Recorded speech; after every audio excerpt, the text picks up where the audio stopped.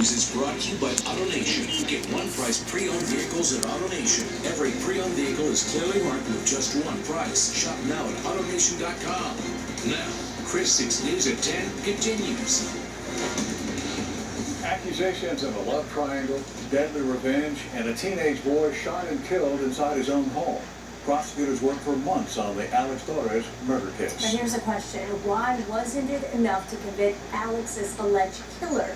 Tonight, in our third report in a series about the Alex Torres murder case, investigative reporter Jessica Savage walks us through the trials that left jurors unable to agree, and finally shares an exclusive interview with the Nueces County District Attorney's Office about the case.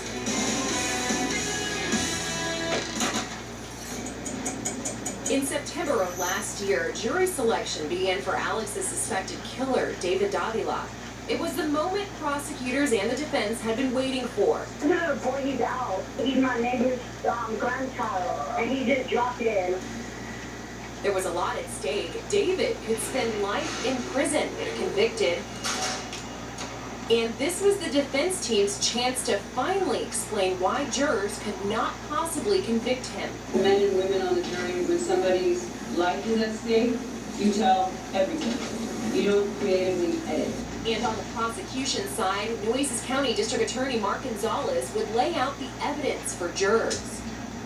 Over the next 5 days, jurors heard testimony from neighbors, police, medics, and the 2 witnesses who saw someone leave the apartments that night after they heard a gunshot.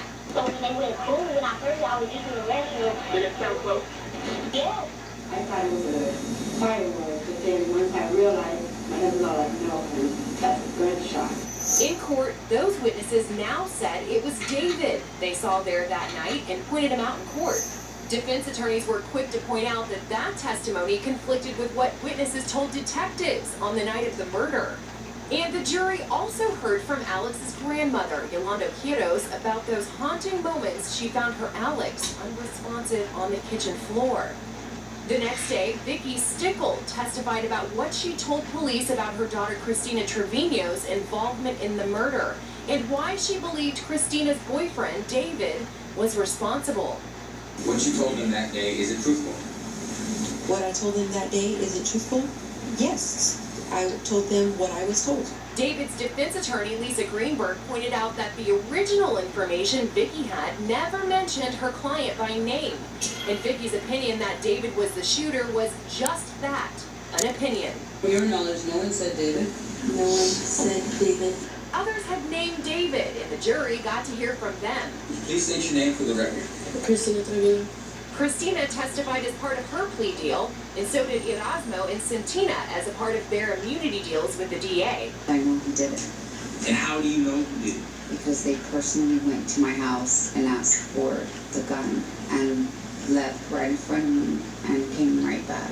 As former prosecutor Ray Pena pointed out, those immunity deals signed the day of the arrest proved to be fodder for the defense. Your credibility is now tied to theirs because you've made a deal with them. It just really muddied everything up. Something that was so simple got very convoluted, and that's great for the defense. That's called reasonable doubt sometimes.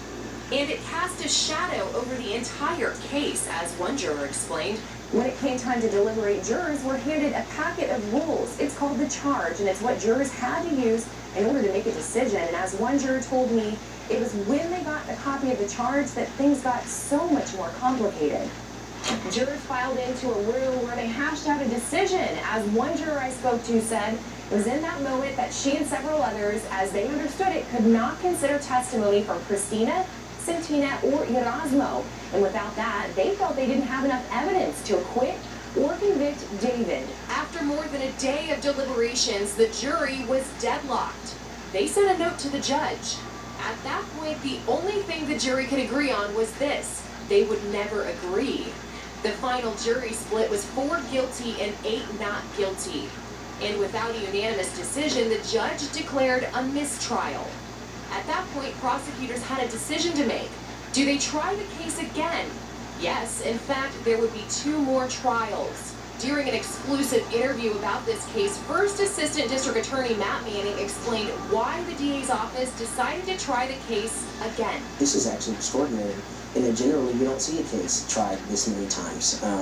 The reason we tried it again is because we felt that, maybe with subsequent presentations of the case, there might be a different outcome.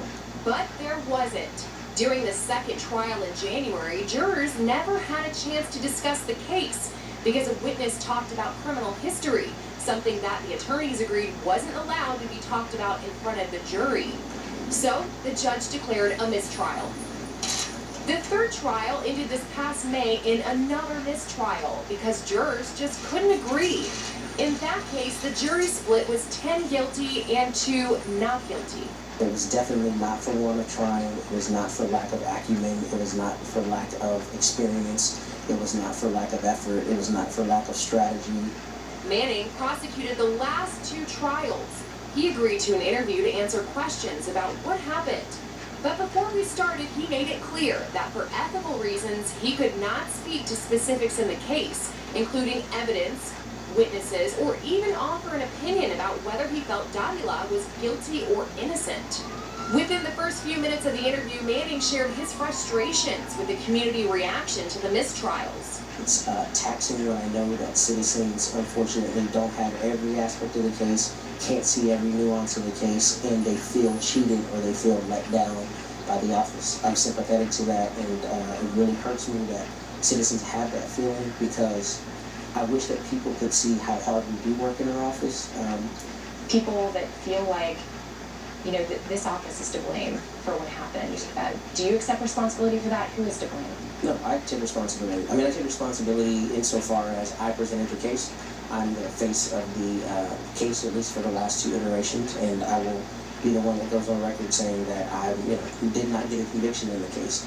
But I'm not going to lose any sleep over that, just to the extent that I know how much effort I put forth. I know how much effort I put into really thinking about every single element of the case. And then he explained why he dismissed the case. And I am a true believer in the Constitution and a true believer in the law. And where a person has not been convicted, there's not jury unanimity. I think that my sworn duty requires me to seek the just outcome. And the just outcome in response to 3 trials where a person was not found guilty by a jury unanimously is a dismissal of the case. And I understand that that's difficult. I don't need to issue that as an important thing, and I apologize to the community for the difficulty that they may have in that reality. But I sought to be just as I do in any other case, and that's why the outcome is what it is. A lot of people believe he did it, right? They feel like a killer is out there. Now he got away with murder, essentially. What do you say to that? That my job is to prove cases, and where a jury has not found unanimously that a case has been proven to them, then, that's what has occurred. We submitted it to the jury 3 times, and it's difficult. I won't say to anybody that I don't understand how you can be frustrated by the outcome.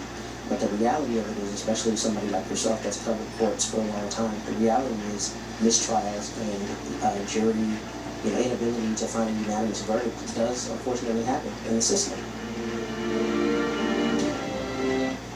And you can find the full interview with First Assistant District Attorney Matt Manning on our website at christv.com. Just look for this story. Now, coming up tomorrow night, we are going to hear from Alex's family in an exclusive interview. Who do they blame for the outcome of this case, and what is their life like now? Also, we hear more about why this case is not over. We'll be right back.